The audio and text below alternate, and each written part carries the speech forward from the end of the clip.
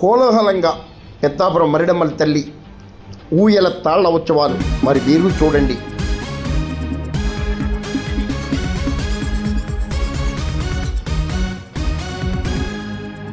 భారత ప్రధాని నరేంద్ర మోడీ మాన్ కీ బాత్ కార్యక్రమం ద్వారా జాతీయ ప్రాచుర్యం పొందిన కాకినాడ జిల్లా పెద్దాపురం మరిడమ్మల తల్లి ఆషాఢ ఉత్సవాల ఊయల తాళ్ల ఉత్సవ వేడుకలు కోలాహలంగా మంగళవారం నిర్వహించారు.